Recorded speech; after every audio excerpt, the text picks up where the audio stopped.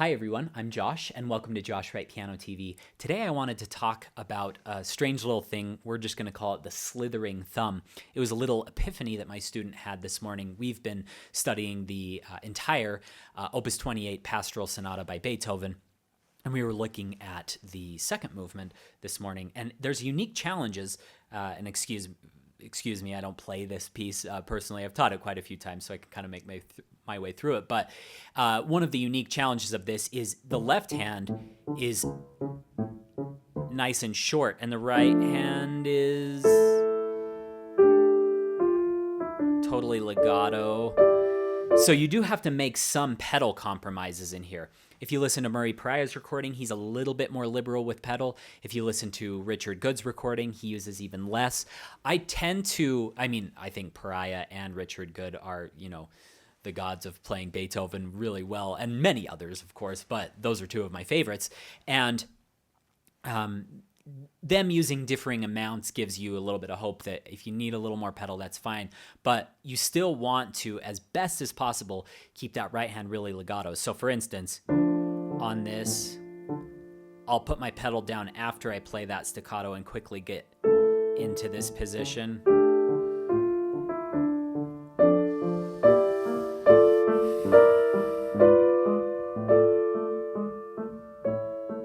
And that subito piano probably wasn't good enough.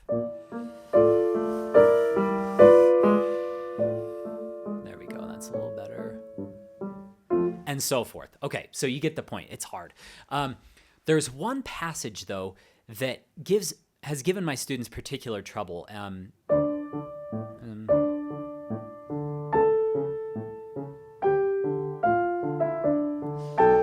Sorry.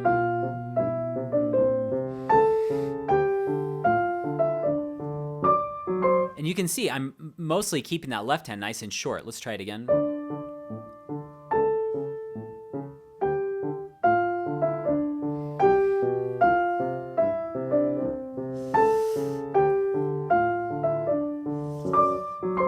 Okay, how do you do that without having to change, just to go to a legato effect by using your pedal? My student was doing this. He was trying his best to go to here, but he would lift up. And he's like, I have to use pedal there. And I said, can your thumb not play legato? And he's like, well, no, of course not. Your thumb has to do that. And I was like, well, watch this. That's without pedal. My feet are back.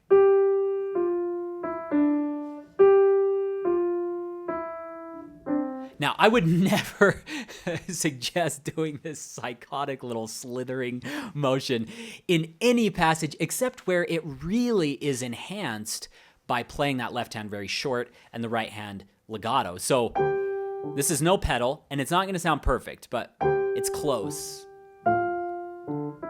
Sorry. It's pretty close to legato. I'm definitely not going or lifting both. So now I've got pretty big hands. I generally avoid like 5, 4, 3 because it twists your hand that way. But again, in this instance, it's a slow enough tempo that it's not really going to cause any pain in your hand unless you're practicing this endlessly, holding a ton of tension and never giving your hand a break. But that's not going to hurt my hand to do this.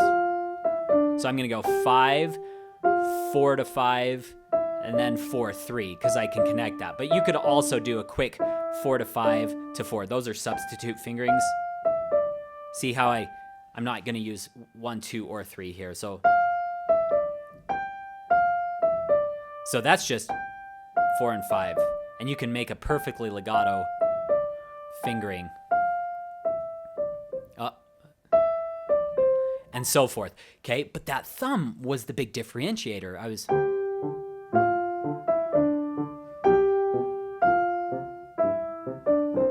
was terrible. Can't do that.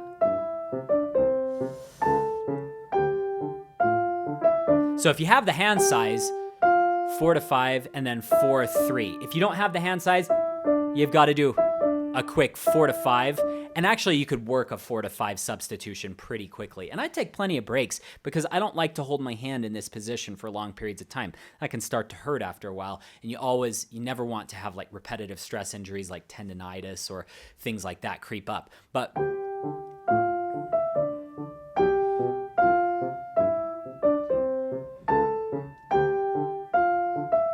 and as you can tell, it's getting close. Now, with my pedal, first of all, make sure to put your pedal there on your foot. Do not put it on your toes. Put it so you have the ball of your foot and then you have like the very front of your arch.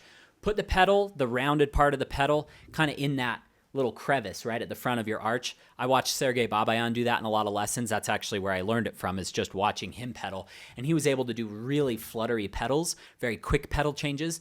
And then the reason you need that in here, by the way, if you pedal with your toes, you've got joints that are working against you. So like one joint might collapse, then push the pedal down. So you don't get precise pedaling that way. So by the way, what I'm doing is there is a point on every piano where the dampers lift off the strings as you push the pedal down. Some pianos it's deeper, some pianos it's really shallow. So you need to find whatever it is on the piano that you're playing, and you have to be able to adjust to different pianos when you're performing on a lot of different pianos for competitions or recitals or whatever it might be.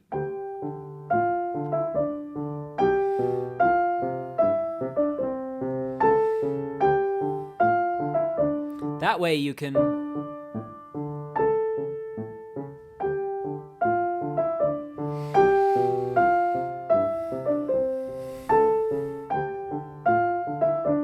still kind of have that light character, but then you can get this perfect legato as if you were playing it with a duet partner that was playing it with two hands. So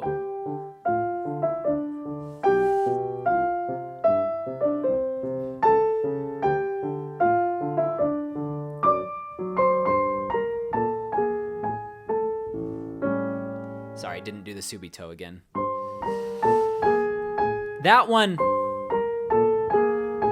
That one again, you kind of feather.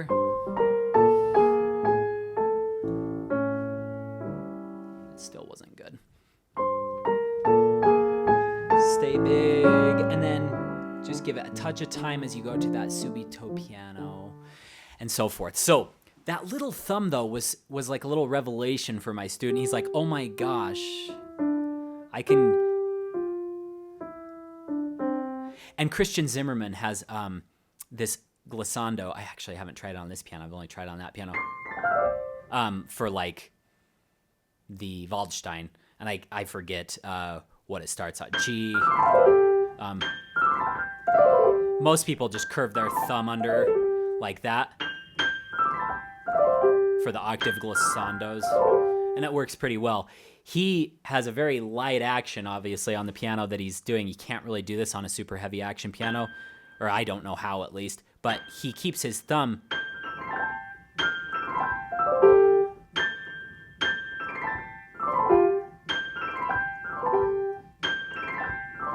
and you can get that. And it's the same concept as our slithering thumb, that you can kind of just get around this. Again, I would never suggest doing this in a passage that has ample pedal, and you can, like if this was all pedaled, I'd still try to be pretty legato on the tops, but I just lift my thumb at will. But if you do that in here, it sounds way too short. And then with just a touch of pedal, with that combined slithering thumb, that will help you. So I hope that sheds a little light. It seemed to help my student this morning, so I thought I would share it in a YouTube video. If any of you have any questions, my email is josh@joshwrightpiano.com. I'll leave a few links in the description below. One of them is for a free webinar containing 10 of my favorite practice tips that I use every day. If you haven't seen that already, it's been up for quite a while, but I would highly suggest watching it if you're needing a little extra inspiration in your practice sessions.